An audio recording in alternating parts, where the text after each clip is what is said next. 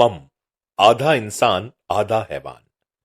کیا ایسی مخلوق کا کوئی وجود ہے جو آدھی انسان اور آدھی حیوان ہو؟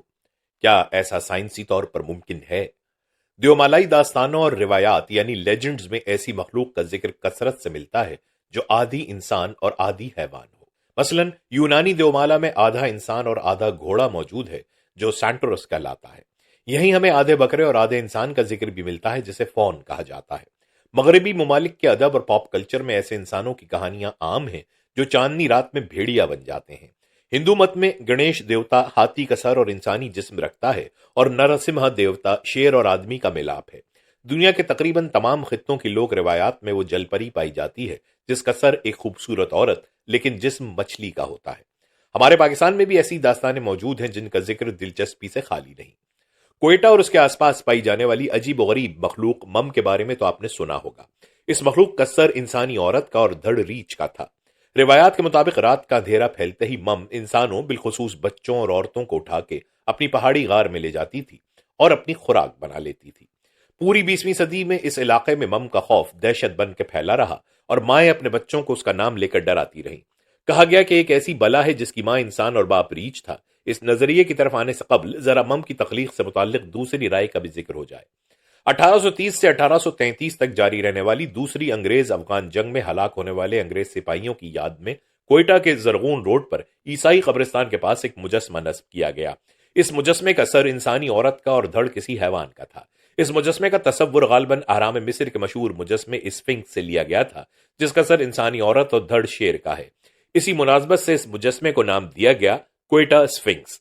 یہ مجسمہ 1992 میں فسادات کی نظر ہو کے تباہ ہو گیا لیکن اس سے قبل ہی آس پاس کے علاقوں میں خوف کی ایک سنسنی خیز داستان چھوڑ گیا۔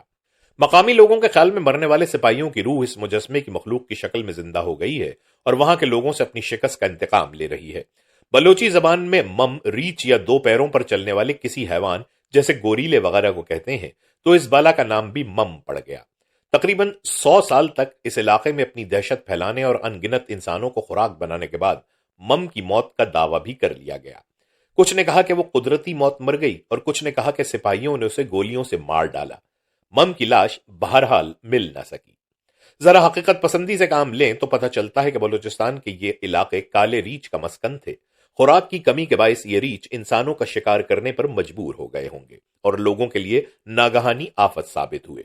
قصہ گوئی کے شوقینوں کے علاوہ ایسی داستانوں کا فائدہ جرائم پیشہ افراد زیادہ اٹھاتے ہیں۔ سرحدی علاقہ ہونے کے باعث مم کے خوف کو اسمگلرز نے زیادہ پھیلایا تاکہ رات کے اندھیرے میں ان کی سرگرمیوں کو کوئی دیکھ نہ سکے۔ جدید زمانے کی کچھ کہانیوں میں یہ بھی دکھایا گیا کہ اسمگلرز خود جعلی مم کا بھیس بدل کر دہشت پھیلا رہے ہیں۔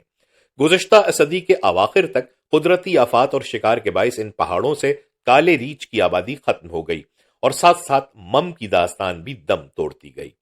بلوچستان کے کچھ لوگ آج بھی یہ دعویٰ کرتے ہیں کہ انہوں نے مم کو اپنی آنکھوں سے دیکھا ہے لیکن مم کے انجام کا کوئی چشمدید گواہ نہیں۔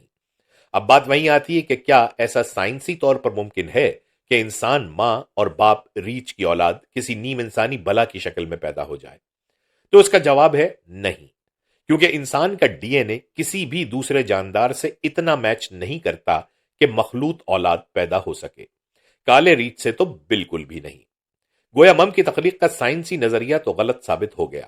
اب بات رہی جادوئی اور مافوق الفطرت نظریے کی، تو شواہد کی غیر موجودگی میں مم کو حقیقت سمجھنا مشکل ہے۔ تاہم یہ بھی حتمی طور پر نہیں کہا جا سکتا کہ یہ داستان محض ایک افسانہ تھی۔